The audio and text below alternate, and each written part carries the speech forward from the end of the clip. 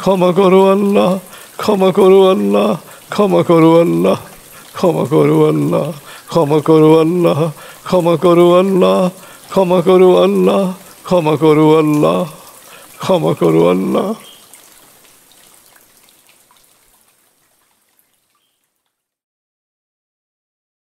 এবার আপনি আমার সাথে সূরা আর রহমানের তেলাওয়াত ও মর্মবাণীতে ডুবে যাবেন। ৫৫ সূরা আর রহমান, রুকু ৩, আয়াত ৭৮, মাদানী। বিসমিল্লাহির রহমানির রহিম। আর রহমান আল্লামাল কুরআন খলাকাল ইনসান আল্লামাহুল বায়ান الشمس والقمر بحسبان والنجم والشجر يسجدان والسماء رفعها ووضع الميزان ألا تطغوا في الميزان وأقيموا الوزن بالقسط ولا تخسروا الميزان والأرض وضعها للأنام فيها فاكهة والنخل ذات الأكمام والحب ذو العصف والريحان فبأي آلاء ربكما تكذبان দয়াময় মেহেরবান আল্লাহর নামে। পরম দয়াময় আল্লাহ, তিনি কোরআন শিক্ষা দিয়েছেন, তিনি মানুষ সৃষ্টি করেছেন, তিনি তাকে গুছিয়ে চিন্তা করতে ও স্পষ্টভাবে কথা বলতে শিখিয়েছেন। সূর্য ও চন্দ্র নির্ধারিত কক্ষপথে ভ্রাম্যমান, তারকা ও গাছপালা তাকেই সিজদারত, তাঁর নিয়মেই সমর্পিত। তিনি আকাশকে করেছেন সমুন্নত এবং সব কিছুর জন্যেই তৈরি করেছেন মানদণ্ড। তোমরা কখনো ভালো মন্দ বিচারে ন্যায়দণ্ড লঙ্ঘন করো না, সব কিছু ওজনে ন্যায্য মান প্রতিষ্ঠা করো এবং ওজন বা বিচারে কারচুপি করো না। তিনি জমিনকে সমস্ত সৃষ্টির জন্যে বিছিয়ে দিয়েছেন। জমিনে রয়েছে সব ধরনের ফলমূল, খেজুর গাছে নতুন কাদি, নানা ধরনের খোসা আবৃত শস্য দানা আর সুগন্ধি লতাগুল্ম। অতএব হে জিন ও মানুষ, তোমরা তোমাদের প্রতিপালকের কোন নিয়ামতকে অস্বীকার করবে? خلق الإنسان من صلصال كالفخار وخلق الجان من مارج من نار فبأي آلاء ربكما تكذبان তিনি মানুষকে সৃষ্টি করেছেন পোড়ামাটির মতো শুকনো মাটি দিয়ে, আর অদৃশ্য জিনকে সৃষ্টি করেছেন ধোঁয়াহীন আগুনের শিখা থেকে। অতএব তোমরা তোমাদের প্রতিপালকের কোন নিয়ামতকে অস্বীকার করবে? রব্বুল মাশরিকাইনি ওয়া রব্বুল মাগরিবাইন ফাবিআইয়ি আলাই রাব্বিকুমা তুকাযযিবান। তিনি দুই উদয়াচল ও দুই অস্তাচলের নিয়ন্ত্রক। অতএব তোমরা তোমাদের প্রতিপালকের কোন নিয়ামতকে অস্বীকার করবে? মারাজাল বাহরাইনি ইয়ালতাকিয়ান বাইনাহুমা বারযাখুন লা ইয়াবগিয়ান ফাবিআইয়ি আলাই রাব্বিকুমা তুকাযযিবান। সমুদ্রের দুই বিশাল স্রোতধারাকে তিনি মুক্তভাবে প্রবাহিত করেন যাতে তারা পরস্পর মিলিত হতে পারে, কিন্তু মাঝে রয়েছে অদৃশ্য দেয়াল, ফলে তারা পরস্পরকে অতিক্রম করতে পারে না।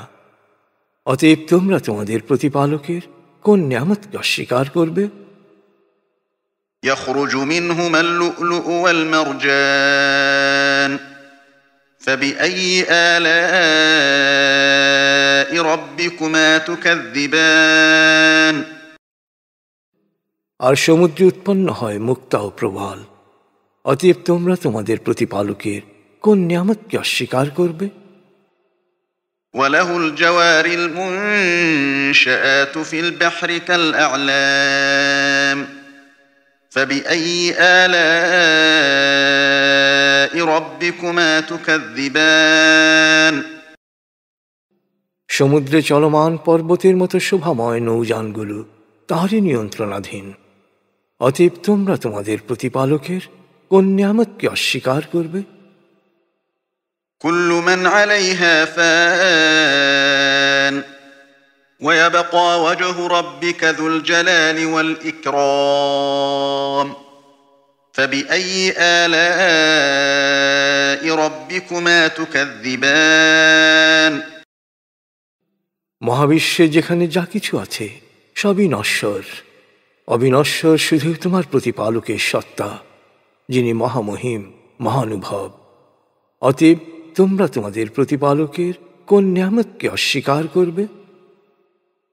يسأله من في السماوات والأرض كل يوم هو في شأن فبأي آلاء ربكما تكذبان মহাবিশ্বের সব কিছুই তাঁর উপর নির্ভরশীল, তাঁরই নিকট প্রার্থনা করে। সময়ের প্রতিটি মুহূর্তে তাঁর মহিমা নবনব রূপে দীপ্যমান। অতএব তোমরা তোমাদের প্রতিপালকের কোন নিয়ামতকে অস্বীকার করবে?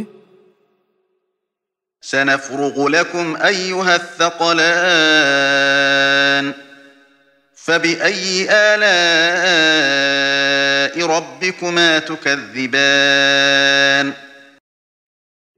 হে পাপ ভারাক্রান্ত জিন ও মানুষ, একদিন আমি তোমাদের সবারই হিসাব নেব। অতএব তোমরা তোমাদের প্রতিপালকের কোন নিয়ামতকে অস্বীকার করবে? يا معشر الجن والإنس إن استطعتم أن تنفذوا من أقطار السماوات والأرض فانفذوا لا تنفذون إلا بسلطان فبأي آلاء ربكما تكذبان يرسل عليكما شواظ من نار ونحاس فلا تنتصران فبأي آلاء ربكما تكذبان হে জিন ও মানুষ, তোমরা যদি পৃথিবী ও নভমণ্ডলের সীমানা অতিক্রম করতে চাও, অতিক্রম করো, কিন্তু তোমরা কখনোই আমার অনুমতি ছাড়া তা অতিক্রম করতে পারবে না। অতএব তোমরা তোমাদের প্রতিপালকের কোন নিয়ামতকে অস্বীকার করবে? তখন তোমাদের প্রতি নিক্ষিপ্ত হবে অগ্নিশিখা ও ধূম্রপুঞ্জ, তোমরা কখনোই তা প্রতিরোধ করতে পারবে না। অতএব তোমরা তোমাদের প্রতিপালকের কোন নিয়ামতকে অস্বীকার করবে? فإذا انشقت السماء فكانت وردة كالدهان فبأي آلاء ربكما تكذبان فيومئذ لا يسأل عن ذنبه إنس ولا جان فبأي آلاء ربكما تكذبان يعرف المجرمون بسيماهم فيؤخذ بالنواصي والأقدام فبأي آلاء ربكما تكذبان هذه جهنم التي يكذب بها المجرمون يطوفون بينها وبين حميم آن فبأي آلاء ربكما تكذبان আর একদিন আকাশ বিদীর্ণ হয়ে তেল পোড়া আগুনের মতো গনগনে লাল হয়ে যাবে। অতএব তোমরা তোমাদের প্রতিপালকের কোন নিয়ামতকে অস্বীকার করবে? সেদিন কোনো জিন বা মানুষকে তার পাপ সম্পর্কে প্রশ্ন করার প্রয়োজন হবে না। অতএব তোমরা তোমাদের প্রতিপালকের কোন নিয়ামতকে অস্বীকার করবে? পাপে নিমজ্জিতদের চেহারাই বলে দেবে তাদের অবস্থা। তাদের চুলের ঝুঁটি ও পা ধরে টেনে হিঁচড়ে পাকড়াও করে নিয়ে আসা হবে। অতএব তোমরা তোমাদের প্রতিপালকের কোন নিয়ামতকে অস্বীকার করবে? এই সেই জাহান্নাম যা পাপে নিমজ্জিত ব্যক্তিরা অসত্য মনে করত। ওরা জাহান্নামের আগুন ও ফুটন্ত পানির মধ্যে দিক বিদিক ছুটোছুটি করতে থাকবে। অতএব তোমরা তোমাদের প্রতিপালকের কোন নিয়ামতকে অস্বীকার করবে? وَلِمَنْ خَافَ مَقَامَ رَبِّهِ جَنَّتَانِ فَبِأَيِّ آلَاءِ رَبِّكُمَا تُكَذِّبَانِ ذَوَاتَا أَفْنَانٍ فَبِأَيِّ آلَاءِ رَبِّكُمَا تُكَذِّبَانِ فِيهِمَا عَيْنَانِ تَجْرِيَانِ فَبِأَيِّ آلَاءِ رَبِّكُمَا تُكَذِّبَانِ فِيهِمَا مِن كُلِّ فَاكِهَةٍ زَوْجَانِ فَبِأَيِّ آلَاءِ رَبِّكُمَا تُكَذِّبَانِ مُتَّكِئِينَ عَلَى فُرُشٍ بَطَائِنُهَا مِنْ إِسْتَبْرَقٍ وَجَنَى الْجَنَّتَيْنِ دَانٍ فَبِأَيِّ آلَاءِ رَبِّكُمَا تُكَذِّبَانِ فِيهِنَّ قَاصِرَاتُ الطَّرْفِ لَمْ يَطْمِثْهُنَّ إِنسٌ قَبْلَهُمْ وَلَا جَانٌّ فَبِأَيِّ آلَاءِ رَبِّكُمَا تُكَذِّبَانِ كَأَنَّهُنَّ الْيَاقُوتُ وَالْمَرْجَانُ فَبِأَيِّ آلَاءِ رَبِّكُمَا تُكَذِّبَانِ هَلْ جَزَاءُ الْإِحْسَانِ إِلَّا الْإِحْسَانُ فَبِأَيِّ آلَاءِ رَبِّكُمَا تُكَذِّبَانِ কিন্তু যে ব্যক্তি আল্লাহ সচেতন ছিল তার জন্যে জান্নাতে রয়েছে দুটি বাগান। অতএব তোমরা তোমাদের প্রতিপালকের কোন নিয়ামতকে অস্বীকার করবে? উভয় বাগানই শাখা প্রশাখায় পরিপূর্ণ, সবুজ সতেজ গাছপালায় ভরপুর।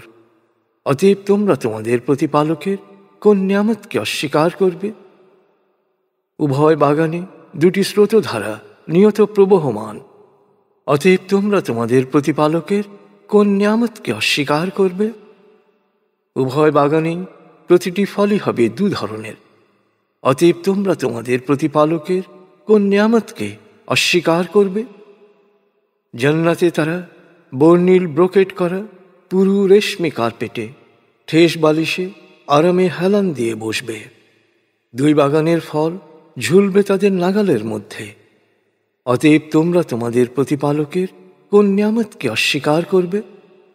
সে বাগানে থাকবে বিশুদ্ধ দৃষ্টির সমুজ্জ্বল সাথীরা, কোনো জিন বা মানুষ কখনো যাদের কাছে আসেনি। অতএব তোমরা তোমাদের প্রতিপালকের কোন নিয়ামতকে অস্বীকার করবে? ওরা হবে মুক্তা ও চুনির ঔজ্জ্বল্যে দীপ্তিময়। অতএব তোমরা তোমাদের প্রতিপালকের কোন নিয়ামতকে অস্বীকার করবে? উত্তম কাজের প্রতিফল উত্তম পুরস্কার ছাড়া আর কি হতে পারে? অতএব তোমরা তোমাদের প্রতিপালকের কোন নিয়ামতকে অস্বীকার করবে? وَمِن دُونِهِمَا جَنَّتَانِ فَبِأَيِّ آلَاءِ رَبِّكُمَا تُكَذِّبَانِ مُدْهَامَّتَانِ نعمتان فبأي آلاء ربكما تكذبان فيهما عينان نضاختان فبأي آلاء ربكما تكذبان فيهما فاكهة ونخل ورمان فبأي آلاء ربكما تكذبان فيهن خيرات حسان فبأي آلاء ربكما تكذبان حور مقصورات في الخيام فبأي آلاء ربكما تكذبان لم يطمثهن إنس قبلهم ولا جان فبأي آلاء ربكما تكذبان متكئين على رفرف خضر وعبقري حسان فبأي آلاء ربكما تكذبان تبارك اسم ربك ذي الجلال والإكرام ওই দুটি বাগান ছাড়াও থাকবে আরো দুটি বাগান। অতএব তোমরা তোমাদের প্রতিপালকের কোন নিয়ামতকে অস্বীকার করবে? ঘন সবুজ শ্যামল সতেজ বাগান। অতএব তোমরা তোমাদের প্রতিপালকের কোন নিয়ামতকে অস্বীকার করবে? প্রতিটি বাগানেই উৎসারিত হচ্ছে দুটি ঝর্ণাধারা। অতএব তোমরা তোমাদের প্রতিপালকের কোন নিয়ামতকে অস্বীকার করবে?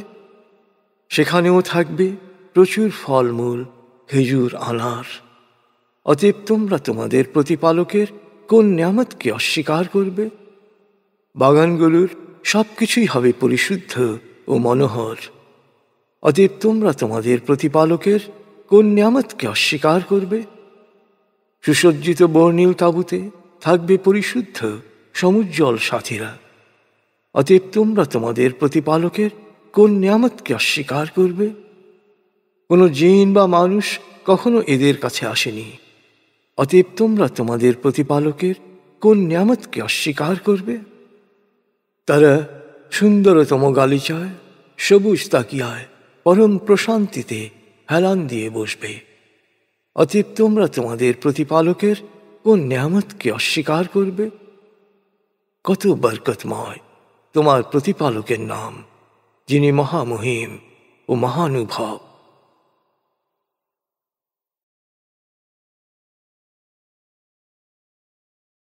আপনি এতক্ষণ সূরা আর রহমানের তেলাওয়াত ও মর্মবাণীতে ডুবেছিলেন। এবার এই সূরার বিশেষ কোনো আয়াত বা বাণী যা আপনার মনে দাগ কেটেছে তার গভীরে ডুবে যান। সময় নিয়ে এই বাণীর মর্মার্থ উপলব্ধি করুন।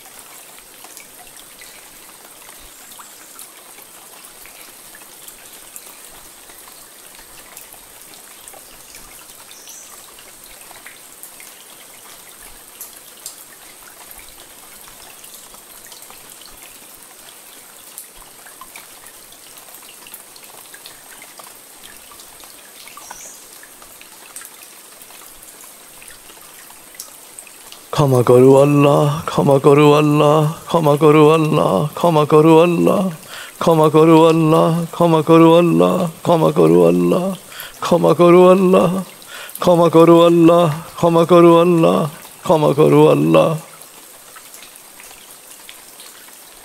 بلغ العلا بكماله كشف الدجى بجماله حسنت جميع خصاله صلوا عليه وآله بلغ العلا بكماله كشف الدجى بجماله حسنت جميع خصاله صلوا عليه وآله بلغ العلا بكماله كشف الدجى بجماله حسنت جميع خصاله صلوا عليه وآله بلغ العلا بكماله كشف الدجى بجماله حسنت جميع خصاله صلوا عليه وآله।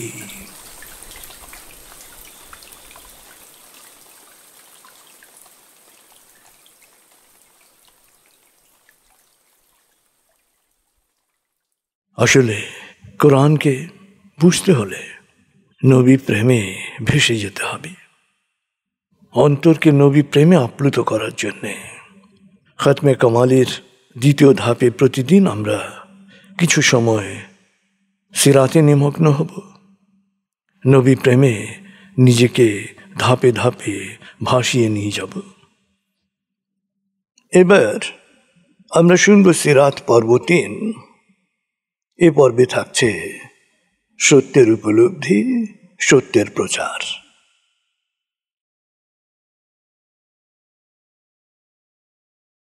বলগল উলা বেকমালিহি কশফত দুজা বেজমালিহি হসনত জমিও খিসালিহি সল্লু আলাইহি ওয়ালিহি বলগল উলা বেকমালিহি কশফত দুজা বেজমালিহি हसनत जमियो खिसालिही सल्लु अलैहि वालिही।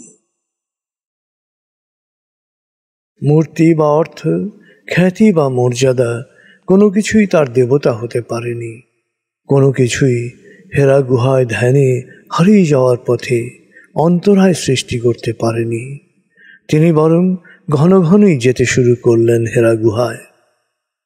610 খ্রিস্টাব্দের রমজান মাস প্রায় পুরোটাই যখন কেটে যাচ্ছে আত্মনিমগ্নতায়, তখনই ঘটল বাক বদলকারী ঘটনা।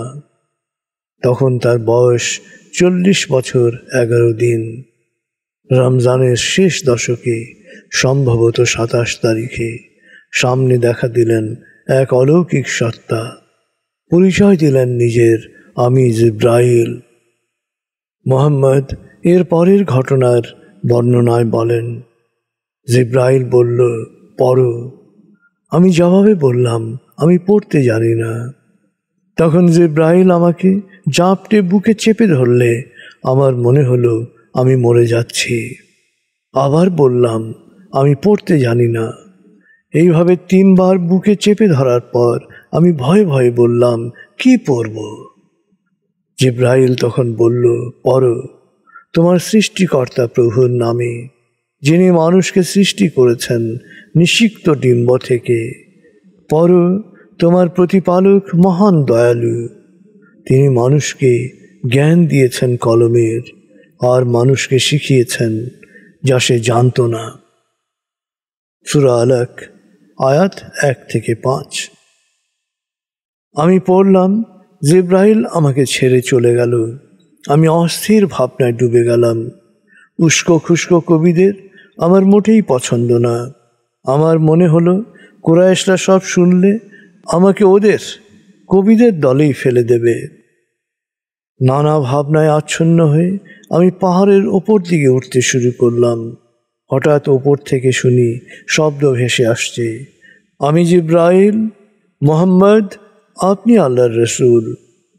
আমি ওপর দিকে তাকালাম। আমি জিব্রাইলকে দেখলাম মানুষের রূপে, পা মাটিতে আর দেহ দিগন্ত বিস্তৃত। সে আবার বলল, মুহাম্মদ, আপনি আল্লাহর রসুল আর আমি জিব্রাইল। আমি স্থাণুর মতো তার দিকে তাকিয়ে রইলাম। নড়ার ক্ষমতাও হারিয়ে ফেললাম। দৃষ্টি ফিরিয়ে অন্যদিকে তাকানোর চেষ্টা করলাম, কিন্তু যেদিকেই তাকাই দিগন্ত বিস্তৃত, তাকেই দেখতে পাই। এক সময় সে দৃষ্টিসীমার বাইরে চলে গেল। আমি ঘরে ফিরে এলাম। মোহাম্মদ গুহা থেকে কাঁপতে কাঁপতে ঘরে ফিরে এলেন।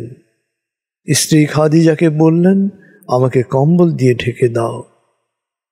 তাকে কম্বল দিয়ে ঢেকে দেয়া হলো। অনেকক্ষণ পর কাঁপুনি থেমে আস্তে আস্তে স্বাভাবিক অবস্থায় এলে তিনি বিস্ময়ের সাথে খাদিজাকে জিজ্ঞেস করলেন, আমার কি হয়েছে? পুরো ঘটনা সবিস্তারে বর্ণনা করে তিনি বললেন, আমার ভয় হচ্ছে। খাদিজা উত্তরে বললেন, আপনার ভয় পাওয়ার কিছু নেই, আপনি বিশ্রাম নিন। আল্লাহ আপনার কোনো অমঙ্গল করতে পারেন না, কারণ আপনি সত্যবাদী, দানশীল, অতিথিপরায়ণ ও ভালো কাজে এবং অন্যের প্রয়োজনে সাহায্যকারী। আপনি ঠিক দেখেছেন। আমি বিশ্বাস করছি আপনি আল্লাহর রসুল। এরপর খাদিজা মোহাম্মদকে নিয়ে মক্কায় বসবাসকারী তার চাচাতো ভাই প্রাজ্ঞ ওয়ারাকা ইবনে নওফেলের কাছে গেলেন। মোহাম্মদের জবানিতে সব কথা শুনে বর্ষিয়ান অন্ধ ওয়ারাকা বললেন, নিঃসন্দেহে তুমি তাওরাত ও বাইবেলে উল্লেখিত সেই প্রতিশ্রুত রসুল। এই বাণী মুসার উপর নাজুল হয়েছিল। বড় ইচ্ছা হয় আমি যদি তরুণ হতাম, তাহলে এই নগরের অধিবাসীরা যখন তোমাকে নগর থেকে বের করে দেবে, তখন আমি তোমার পাশে থাকতাম। বিস্ময়াবিষ্ট হয়ে তিনি ওয়ারাকাকে জিজ্ঞেস করলেন, নগরবাসীরা আমাকে বের করে দেবে কেন? ওয়ারাকা বললেন, আসলে শত্রুতার মুখোমুখি না হয়ে কোনো নবী সত্যবাণী প্রচার করতে পারেনি। আমি যদি ততদিন বেঁচে থাকি, আমি অবশ্যই তোমাকে সমর্থন করব। কিন্তু কয়েকদিন পরই ওয়ারাকা মারা গেলেন। সূরা আলাকের প্রথম পংক্তি মালা নাযিলের পর বেশ কিছুদিনের নীরবতা। জিবরাইল আর কোনো বাণী নিয়ে আসছেন না। অস্থিরতা সৃষ্টি হলো তাঁর মনে। আসলে ঘটনাটা কি? মাথা ঠিক আছে তো? উন্মাদ হয়ে যায়নি তো? এক ধরনের সন্দেহ সংশয়ের দোলাচলে যখন তার মন দুলছিল, তখন নাজিল হলো সূরা কলমের 1 থেকে 6 আয়াত। নুন ভাবো কলম নিয়ে, আর তা দিয়ে যা লিপিবদ্ধ করা হয়। তোমার প্রতিপালকের অনুগ্রহে তুমি উন্মাদ নও, নিশ্চয়ই তোমার জন্য রয়েছে অশেষ পুরস্কার। কারণ তুমি নিশ্চিতভাবেই নির্মল চরিত্রে অধিষ্ঠিত। শিগগিরই তুমি দেখবে, এবং যারা অপপ্রচার করছে তারাও দেখবে কারা বিকারগ্রস্ত। সূরা কলম 1 থেকে 6 আয়াত। আবার নীরবতা, আগের চেয়ে দীর্ঘ সময় ধরে নীরবতা। আর কোনো ঐশী বাণী আসছে না। আবার সংশয়ে ডুবে যাওয়া, আবার হতাশা নিয়ে ফিরে আসা খাদিজার কাছে, আমার প্রভু কি আমাকে পরিত্যাগ করেছেন? খাদিজা আগের মতোই তাকে আশ্বস্ত করলেন, আপনি এমন কিছু করেননি যাতে প্রভু অসন্তুষ্ট হতে পারেন। সূরা দোহা নাজিলের মধ্যে দিয়ে নীরবতার অবসান হলো। ভাবো সকালের সোনালি আলো আর রাতের নিকষ অন্ধকার নিয়ে। হে নবী, তোমার প্রতিপালক কখনো তোমাকে ত্যাগ করেননি, না তিনি কোনো ব্যাপারে তোমার উপর অসন্তুষ্ট। নিঃসন্দেহে তোমার পূর্ববর্তী সময়ের চেয়ে পরবর্তী সময় অনেক ভালো। অচিরেই তোমার প্রভু তোমাকে এমন নেয়ামত দান করবেন যাতে তুমি পরিতৃপ্ত হবে। তিনি কি তোমাকে এতিম অবস্থায় পাননি এবং তারপর তোমাকে আশ্রয় দান করেননি? পথহারা অবস্থা থেকে তিনি কি তোমাকে সত্য পথের সন্ধান দেননি? নিঃস্ব অবস্থা থেকে তিনি কি তোমাকে অভাবমুক্ত করেননি? অতএব তুমি এতিমের প্রতি কঠোর হও না, কোনো সাহায্য প্রার্থীকে তিরস্কার করো না, আর সব সময় তোমার প্রতি তোমার প্রতিপালকের অনুগ্রহের কথা প্রকাশ করতে থাকো। সূরা দোহা 1 থেকে 11 আয়াত। এরপর একের পর এক নাজিল হতে শুরু করল সূরার পর সূরা। মক্কার বণিক পুরোহিতদের প্রচারিত, ভোগবাদী ভ্রান্ত জীবন দৃষ্টি সংশোধনী ছিল এর লক্ষ্য। কোরআনের বাণী খুব সহজ সরল, কিন্তু সত্য মিথ্যা নিরূপণে সুস্পষ্ট, ন্যায় অন্যায় বর্ণনায় আপোষহীন, শাশ্বত তারপরেও সমকালীন ও উত্তরাধুনিক। ছোট্ট একটি বাক্য, আল্লাহ এক, তিনি ছাড়া কোনো উপাস্য নেই, অর্থাৎ স্রষ্টা এক, সকল মানুষ তারই সৃষ্টি, অতএব মানুষে মানুষে কোনো ভেদাভেদ করা চলবে না, সব মানুষ সমান। জন্মের কারণে কেউ অভিজাত নয়, কেউ অচ্যুত নয়। একজনের মর্যাদা নির্ধারিত হবে তার কর্ম দ্বারা। যে যা করবে সে তার ফল ভোগ করবে। তোমরা শুধু এক আল্লাহর উপাসনা করবে, কোনো কল্পিত দেবতা, কোনো মূর্তির উপাসনা করবে না। অর্থ, ধন, সম্পদ, খ্যাতি বা ক্ষমতাকে দেবতা বা উপাস্য বানাবে না। কোনো কিছুকেই আল্লাহর সাথে শরীক করবে না বা আল্লাহর সার্বভৌম ক্ষমতার অংশীদার বানাবে না। আর একটি ছোট্ট বাক্য, মুহাম্মদ আল্লাহর রসুল, অর্থাৎ মানুষের পরিত্রাণের জন্যে আল্লাহর দিক নির্দেশনা পৌঁছে দিচ্ছেন মুহাম্মদ। এই বাণীর আলোকে ভালো কাজগুলো করবে, খারাপ কাজগুলো বর্জন করবে, সবসময় শুকরগুজার থাকবে, জীবনকে শান্তি সুখে ভরপুর করার জন্যে রসুল বা বাণীবাহককে অনুসরণ করবে।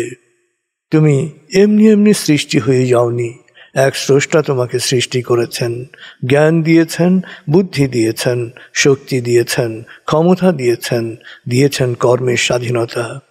কিন্তু তুমি জবাবদিহিতার ঊর্ধ্বে নাও। তোমার মেধা, শক্তি ও ক্ষমতাকে কী কাজে ব্যবহার করেছ তার হিসাব দিতে হবে। তোমার কর্ম অনুসারেই নির্ধারিত হবে কর্মফল। বেনিয়া শোষকদের কথা ছিল, খাও দাও, আয়েশ করো, জুলুম করো, লুট করো, শোষণ করো, প্রতারণা করো, ঠকাও, মাল কামাও, যত পারো ভোগ করো, জুয়া মাদকে ডুবে যাও, ফুর্তি করো, পরকিয়া করো, ব্যভিচার করো। একবার মরে গেলে সব শেষ। পচা গলা হাড়ে মাংসে কেউ প্রাণ দিতে পারবে না। পরকাল সেটা তো সেকেলে কল্পকাহিনী। তাই শক্তিমানদের সাথে থাকো, মনে রেখো, জোর যার মুল্লুক তার, ন্যায় অন্যায় বলে কিছু নেই। যত আমাদের দালালি করবে তোমরা তত মাল পাবে, তত ক্ষমতাবান হবে, তত ফুর্তিতে থাকবে। কিন্তু আল্লাহ বাণী পাঠালেন, মরে গেলে সব শেষ নয়। বোকার মতো কেন ভাবছ? যিনি তোমাকে একবার সৃষ্টি করেছেন তিনি তোমাকে পুনঃসৃজন করতে পারবেন না। আসলে তোমার পার্থিব জীবন ক্ষণস্থায়ী, আর মরে গেলে তুমি প্রবেশ করবে অনন্ত জীবনে। দুনিয়ার জীবনে যেমন কাজ করেছ তার পুরো ফল তোমাকে দেয়া হবে। ভালো কাজ করলে চিত্তহারী পুরস্কার পাবে, আর অন্যায় জুলুমের শাস্তিও পাবে যথাযথ।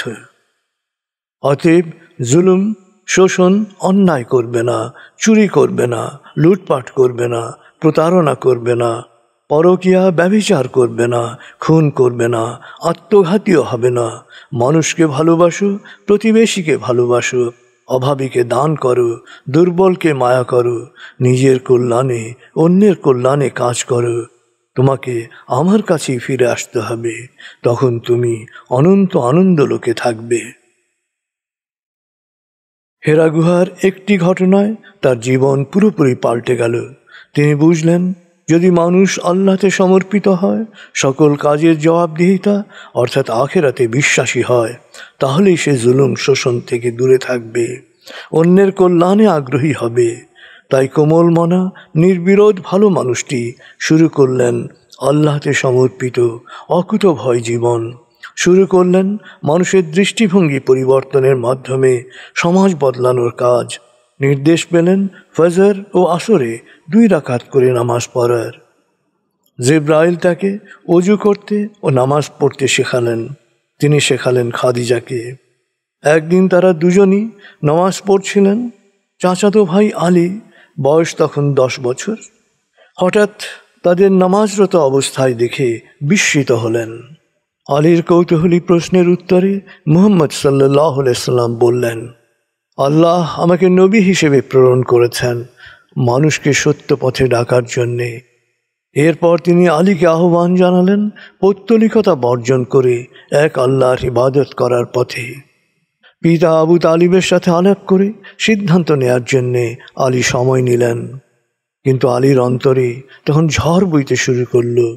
রাত পোহাতেই পিতাকে জিজ্ঞেস করা ছাড়াই তিনি সত্যকে গ্রহণ করলেন। নবীজিকে এসে বললেন, আল্লাহ আমার পিতা আবু তালিবের সাথে পরামর্শ ছাড়াই আমাকে সৃষ্টি করেছেন, তাহলে আল্লাহর ইবাদত করার জন্যে আমাকে কেন পিতার পরামর্শ নিতে হবে? আলীর পরই ইসলাম গ্রহণ করলেন পালক পুত্র জায়েদ ইবনে হারিসা। ওয়ারাকার সাথে আলাপ করার পরই নবীজি আঁচ করতে পেরেছিলেন ভবিষ্যৎ প্রবল বিরোধিতার। বুঝলেন সত্যবাণী প্রচার করতে হবে নীরবে, গোপনে। প্রকাশ্য প্রচারের আগে সমমনাদের নতুন চেতনায় উদ্বুদ্ধ করতে হবে, নতুন বিশ্বাসে বলীয়ান করতে হবে, নতুন বিশ্বাসের জন্যে যে কোনো ত্যাগ স্বীকারে প্রস্তুত করতে হবে। তাহলেই তারা যে কোনো বিরোধিতা মোকাবেলায় অহিংস প্রতিরোধ করে তুলতে পারবে এবং যে কোনো নির্যাতন সহ্য করতে পারবে। পরিবারের বাইরে প্রথমেই শাশ্বত ধর্মের কথা বললেন বন্ধু আবু বকরকে। আবু বকর ইসলাম গ্রহণ করলেন শোনা মাত্রই। আবু বকর অভিজাত কুরাইশদের একজন। তিনি ছিলেন সফল ব্যবসায়ী, জ্ঞানী, সৎ, সদালাপী ও সদাচারী। আবু বকর ইসলামের দাওয়াত দিতে শুরু করলেন নীরবে। তিনি যাদের আস্থাভাজন তাদের কাছে। এরা অধিকাংশই ছিল তার ব্যবসায়িক বন্ধু ও অভিজাত ভালো মানুষ। যারা ইসলাম গ্রহণ করত তিনি তাদেরকে একজন একজন করে গোপনে নবীজির কাছে নিয়ে যেতেন। সেখানে তারা ইসলাম গ্রহণের কথা ঘোষণা দিত এবং উপদেশ নিয়ে যেত। এইভাবে উসমান ইবনে আফফান, আব্দুর রহমান ইবনে আউফ, সাদ ইবনে আবি ওয়াক্কাস, তালহা, জুবায়ের সংযুক্ত হলেন নতুন বিশ্বাসের সাথে।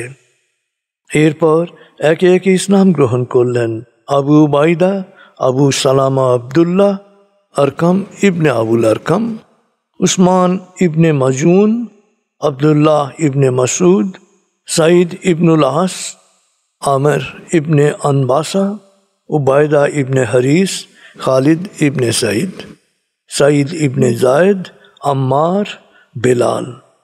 মহিলাদের মধ্যে উম্মুল ফদল, নবী তনয়া, জয়নাব, রুকাইয়া, উম্মে কুলসুম, ফাতেমা, আবু বকর তনয়া, আসমা ও ওমরের বোন ফাতেমা ইসলাম গ্রহণ করলেন। প্রথম 3 বছরে ইসলাম গ্রহণকারীর সংখ্যা মাত্র 30 জন। এর একটা বড় অংশই ছিল সমাজের লাঞ্ছিত, বঞ্চিত মানুষ। সাফা পাহাড়ে আরকাম মখজুমের বাড়ি ইসলাম প্রচারের গোপন কেন্দ্রে পরিণত হল। আরকামের বাড়িকে গোপন কেন্দ্র করার মধ্য দিয়ে আমরা নবীজির দূরদৃষ্টি ও প্রজ্ঞার পরিচয় পাই। প্রথমত আরকাম ছিলেন বনু হাসিমের চিরপ্রতিদ্বন্দ্বী বনু মখজুম গোত্রের। চারপাশেই আবু জেহেলের বনু মখজুম গোত্রের ঘর বাড়ি। তাছাড়া আরকাম ছিলেন বয়সে তরুণ এবং তিনি মুসলমান হওয়ার কোনো প্রকাশ্য ঘোষণা দেননি। ফলে নবীজি গোপন কাজের পুরো সময়ই এখানে নির্বিঘ্নে বৈঠক ও প্রশিক্ষণ দিয়ে গেছেন। আবু জেহেল কখনো আঁচি করতে পারেনি। তার দুর্গের ভেতরেই মুহাম্মদ সাল্লাল্লাহু আলাইহি সাল্লাম ধর্মীয় প্রশিক্ষণের কাজ চালিয়ে যাচ্ছেন। মুসলমানরা তখন মক্কার বাইরে গিয়ে গোপনে নামাজ পড়তেন। নবুয়তের প্রথম 3 বছর জীবন দৃষ্টি বদলানোর জন্য প্রয়োজনীয় মৌলিক সূরা নাজিল হতে থাকে। অধিকাংশ সূরাই ছিল ছোট ছোট। এই সূরাগুলো মূর্তি ও কল্পিত দেবতার পূজা আর পিতৃপুরুষের সংস্কারের অন্ধ অনুসরণের অসারত্ব তুলে ধরে। প্রতিটি আয়াতের বাণী ও ধ্বনির ব্যঞ্জনা বিশ্বাসী অন্তরকে আপ্লুত করে এক স্রষ্টার উপাসনায়, নিজের সব কিছু স্রষ্টার কাছে সমর্পণের। অবশ্য তাদের ইসলাম গ্রহণ ও অনুসরণে অনুঘটক ছিল নবী জীবন। তিনি একাধারে ছিলেন দয়ালু ও ক্ষমাশীল, বিনয়ী, তারপরও পৌরুষদীপ্ত, মিষ্টভাষী কিন্তু ন্যায়নিষ্ঠ। প্রত্যেককেই তার প্রাপ্য বুঝিয়ে দিতে তৎপর। দুর্বল এতিম, বঞ্চিত ও নিপীড়িতের প্রতি অফুরন্ত সমমর্মী। রাতের প্রায় পুরোটাই কাটাতেন ধ্যানে, নামাজে ও কোরআন তেলাওয়াতে, জীবন পরিচালনায় এর মর্ম অনুধাবনে। ঐশী বাণীর মূর্ত প্রতীককে নিজেদের মাঝে পাওয়ায় সংখ্যায় কম হলেও অনুসারীদের বিশ্বাসের গভীরতা যেমন বাড়ল, তেমনি বিশ্বাসের জন্যে সর্বস্ব ত্যাগেও উদ্বুদ্ধ হলো তারা। নবুয়তের 3য় বছর শেষ। বিশ্বাসের জন্যে যে কোনো ত্যাগ স্বীকারে এখন কিছু মানুষ প্রস্তুত ও সংঘবদ্ধ। অতএব আর গোপনে নয়। আল্লাহ তাকে নির্দেশ দিলেন প্রকাশ্যে মানুষকে সতর্ক করার জন্যে। তিনি প্রথমে সকল আত্মীয়কে বাসায় দাওয়াত দিলেন। সবাই এলো।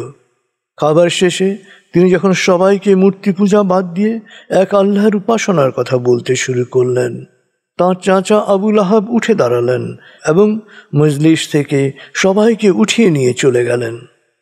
মক্কাবাসীকে নবীজি এবার সরাসরি ইসলামের দাওয়াত দেওয়ার উদ্যোগ নিলেন।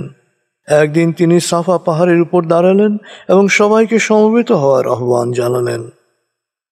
সবাই জড়ো হলে তিনি বললেন, যদি আমি তোমাদের বলি যে এই পাহাড়ের ওপারে বিশাল অশ্বারোহী বাহিনী মক্কা আক্রমণের জন্যে সমবেত হয়েছে, তোমরা কি আমার কথা বিশ্বাস করবে?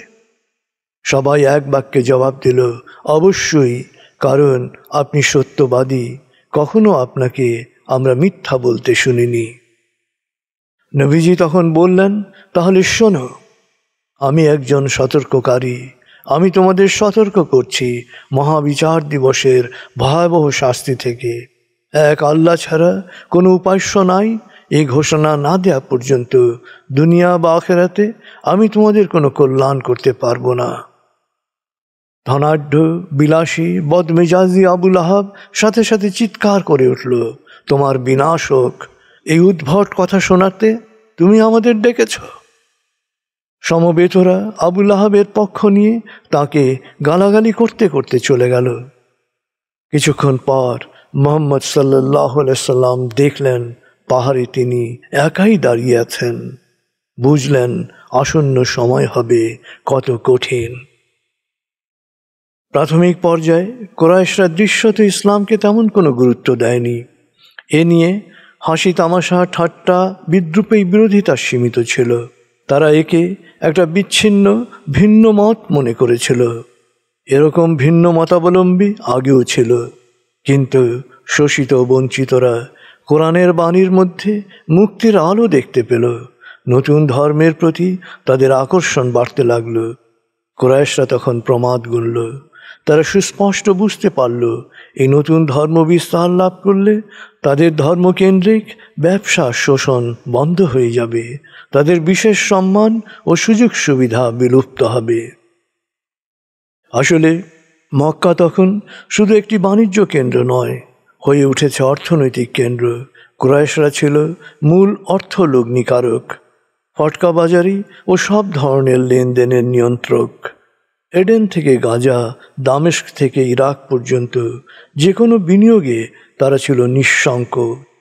তারা শুধু মক্কার অভিজাতদেরই নয়, চারপাশের গোত্রগুলোর অভিজাতদেরও এই বিনিয়োগ, মুনাফা ও ঋণের জালে আবদ্ধ করে ফেলেছিল। আরব ও পার্শ্ববর্তী এলাকা, দামেস্ক, আলেকজান্দ্রিয়া, গাজা, ইরাক, সানা, এডেনের ব্যবসার নিয়ন্ত্রক ছিল এই বেনিয়া সিন্ডিকেট। আর এই শোষকদের রক্ষা কবচ ছিল কাবার ধর্মীয় মর্যাদা।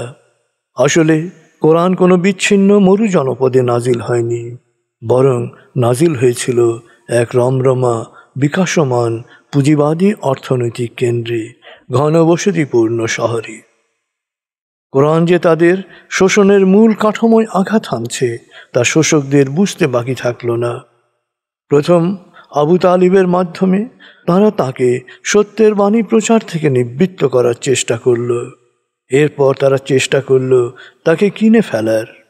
প্রস্তাব দিল, তুমি যদি সম্পদ চাও তবে আরবের শ্রেষ্ঠ ধনী না হওয়া পর্যন্ত তোমাকে সম্পদ দিতে থাকব। যদি সম্মান ও ক্ষমতা চাও তোমাকে আমাদের সর্বোচ্চ প্রধান মনোনীত করব এবং তোমার অনুমতি ছাড়া কোনো কিছুই হবে না। যদি রাজা হতে চাও তোমাকে রাজমুকুট পরাতে বিলম্ব করব না। আর যদি নারী চাও, আরবের সেরা সুন্দরীরা তোমারই হবে। তিনি সাফ জানিয়ে দিলেন, আমার এক হাতে সূর্য আর অপর হাতে চন্দ্র এনে দিল, আমি সত্যে অটল থাকব। আবু তালিব ভ্রাতুষ্পুত্রের বিশ্বাসের অটলতায় মুগ্ধ হলেন। বললেন, তুমি তোমার বিশ্বাসের কথা বলে যেতে পারো, আমি কখনো তোমাকে তোমার শত্রুদের হাতে তুলে দেব না। কুরাইশরা এবার শুরু করল সম্মিলিত নির্মম নির্যাতন।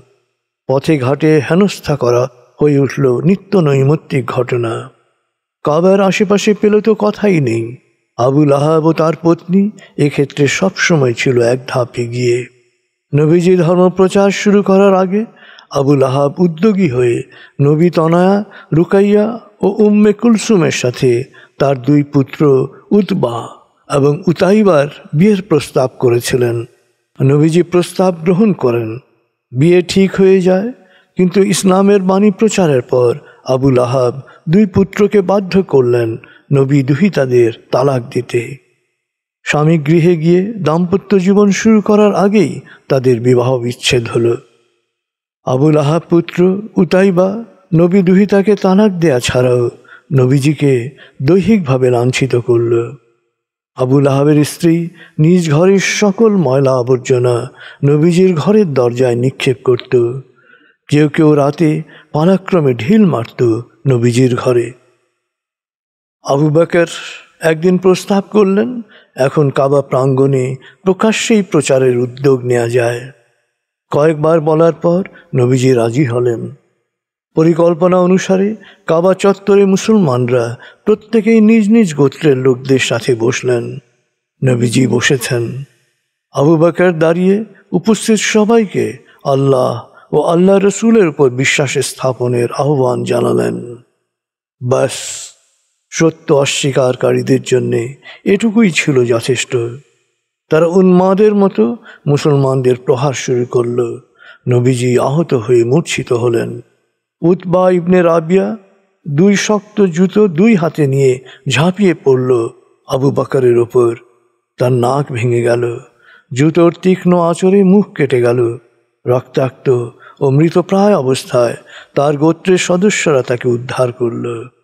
বাড়িতে নিয়ে গেল। তার জ্ঞান ফিরতে ফিরতে বিকেল পার হয়ে গেল। জ্ঞান ফেরার পর আবু বকরের প্রথম বাক্য ছিল, আল্লাহ রসুল কেমন আছেন?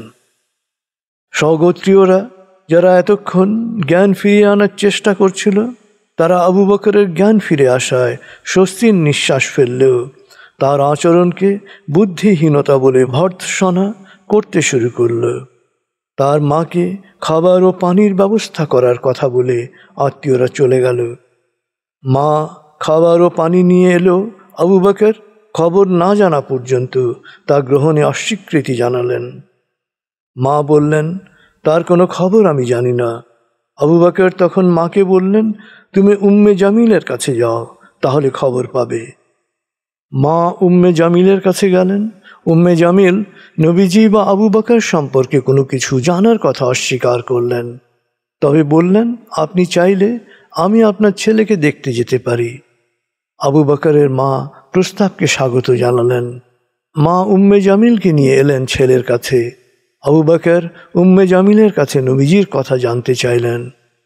উম্মে জামিল সেখানে উপস্থিত মায়ের দিকে তাকালেন। আবু বকর আশ্বস্ত করলেন তার দিক থেকে ভয়ের কিছু নেই। তখন উম্মে জামিল বললেন, নবীজি ভালো আছেন এবং নিরাপদে আরকামের ঘরে অবস্থান করছেন। আবু বকর তখন বললেন, আমি আল্লাহর নামে শপথ করছি যে নবীজিকে না দেখা পর্যন্ত আমি পানি বা খাবার গ্রহণ করব না। রাত গভীর হয়ে লোকজনের সামনে পড়ার সম্ভাবনা কমে গেলে এই দুই নারী আবু বকরকে নিয়ে ঘর থেকে বের হলেন। আবু বকর দুই পাশে দুই নারীর কাঁধে ভর দিয়ে কোনো রকমে হাঁটতে হাঁটতে আরকামের ঘরে উপস্থিত হলেন।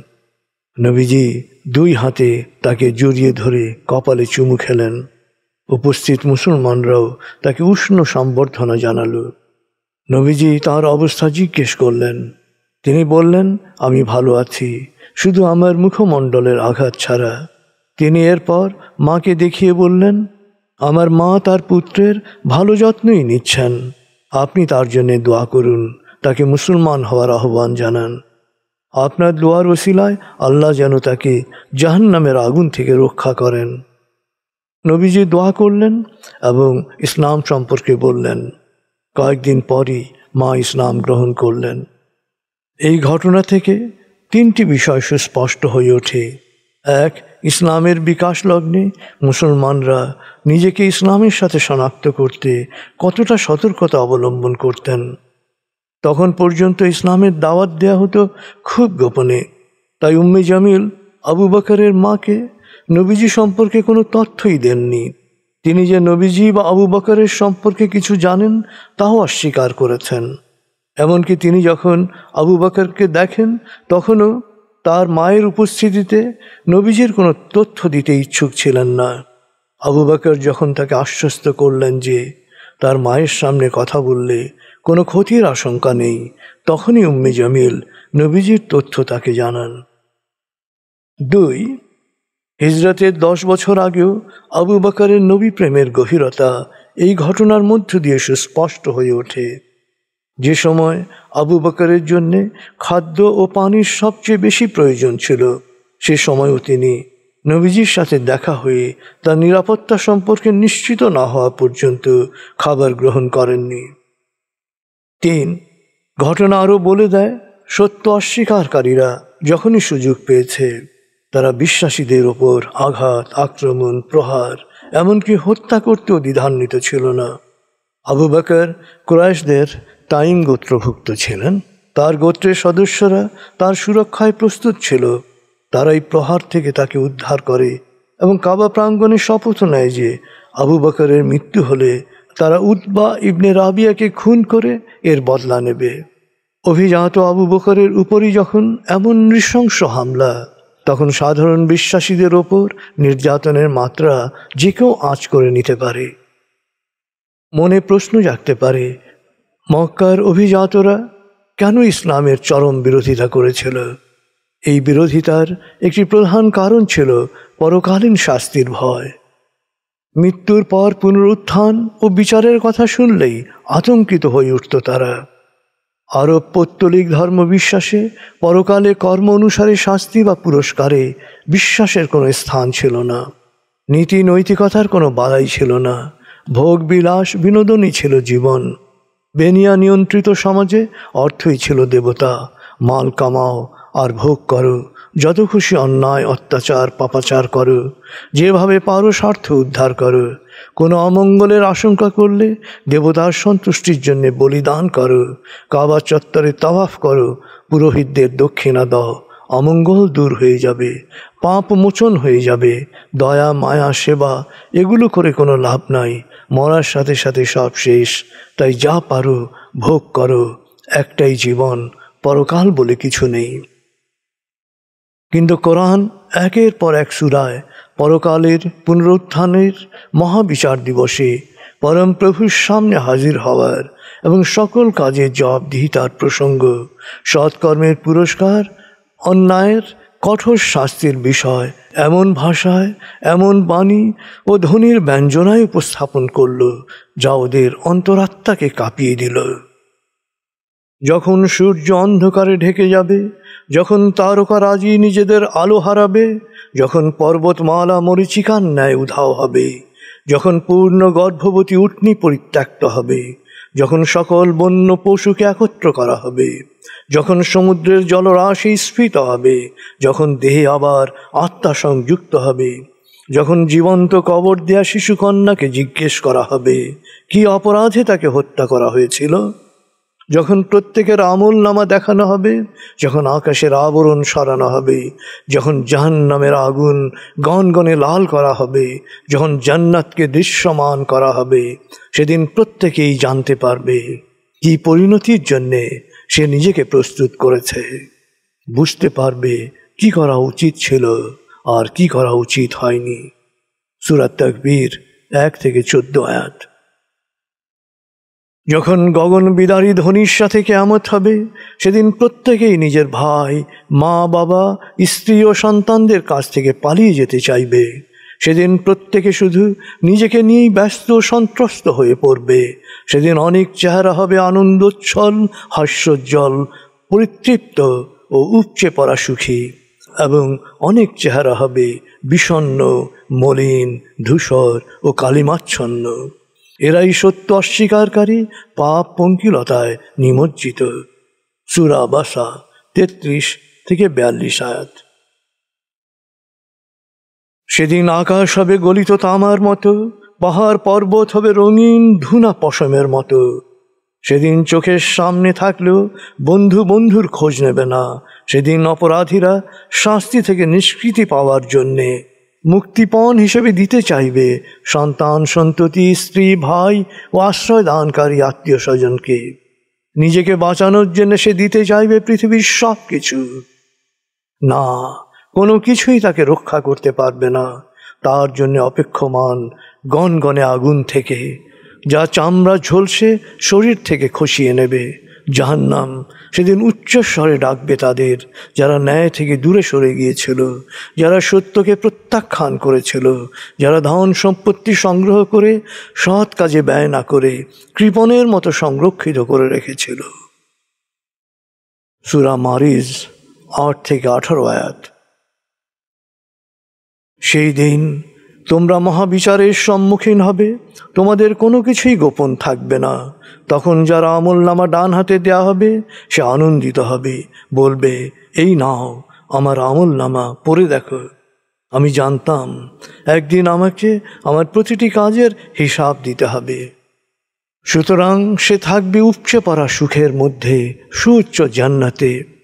সেখানে গুচ্ছ গুচ্ছ রকমারি ফল ঝুলে থাকবে হাতের নাগালের মধ্যে। আল্লাহর এই রহমত প্রাপ্তদের বলা হবে, দুনিয়ায় তুমি যে সৎকর্ম করেছিলে তারই পুরস্কার হিসেবে পানাহার করো পূর্ণ তৃপ্তির সাথে।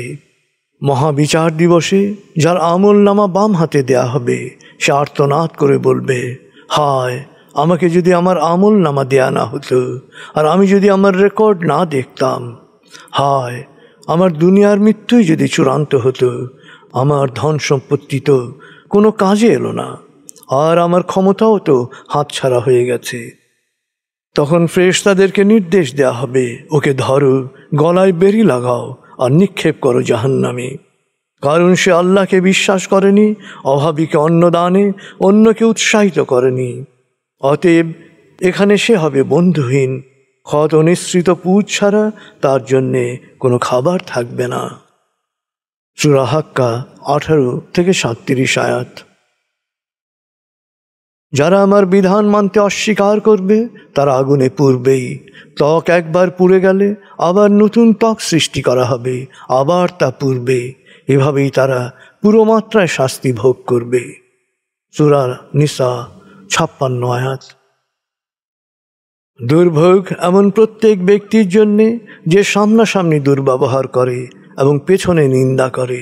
দুর্ভোগ এমন প্রত্যেক ব্যক্তির জন্যে যে কৃপণের মতো অর্থ জমায় আর বারবার তা গণনা করে এবং একে নিজের রক্ষা কবচ মনে করে।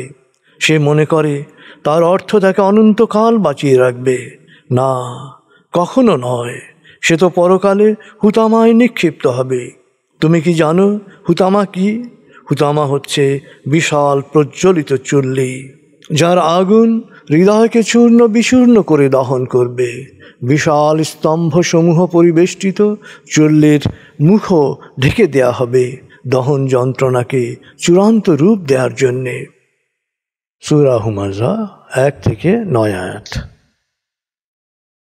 আসলে সত্যের একটা আলাদা শক্তি রয়েছে, আর কোরআনের বাণী ও ধ্বনির ব্যঞ্জনা শাশ্বত জ্ঞানের প্রকাশকে করেছে অন্তর্ভেদী।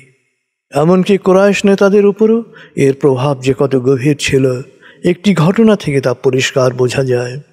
এক রাতে পারস্পরিক কোনো আলাপ ছাড়াই আবু সুফিয়ান, আবু জেহেল ও আল আখনাস ইবনে শরিক পৃথক পৃথকভাবে মুহাম্মদ সাল্লাল্লাহু আলাইহি সাল্লামের ঘরে উপস্থিত হলেন তার আলোচনা শোনার জন্যে।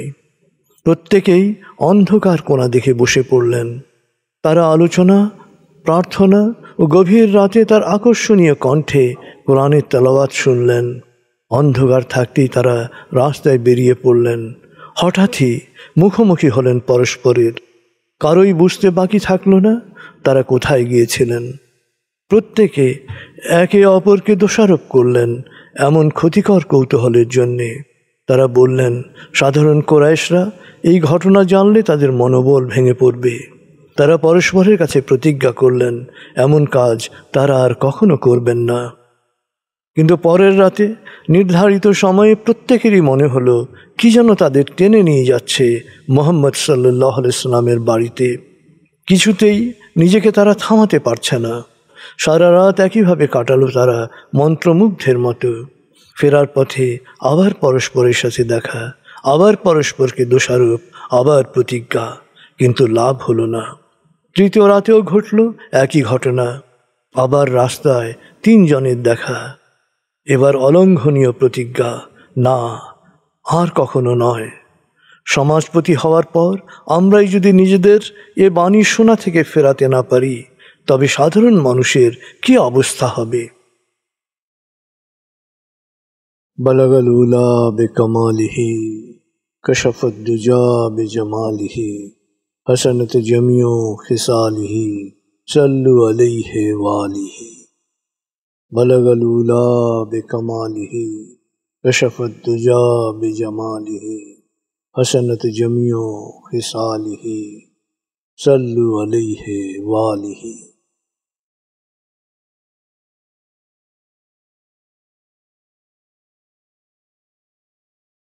এবার নবী জীবনের বিশেষ ঘটনাবলীকে একটু সময় নিয়ে বিশ্লেষণ করুন।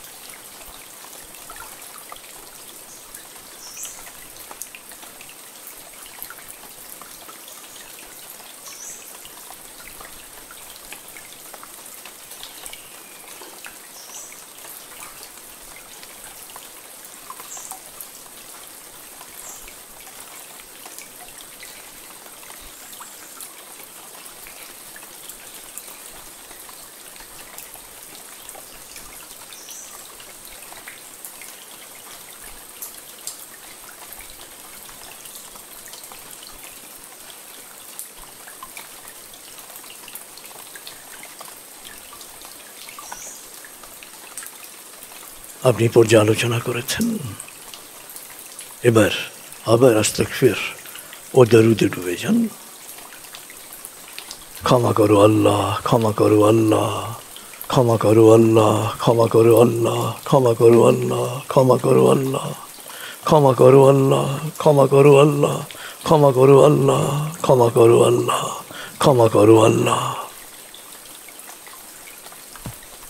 بلغ العلا بكماله كشف الدجى بجماله حسنت جميع خصاله صلوا عليه وآله بلغ العلا بكماله كشف الدجى بجماله حسنت جميع خصاله صلوا عليه وآله بلغ العلا بكماله كشف الدجى بجماله حسنت جميع خصاله صلوا عليه وآله بلغ العلا بكماله كشف الدجى بجماله حسنت جميع خصاله صلوا عليه وآله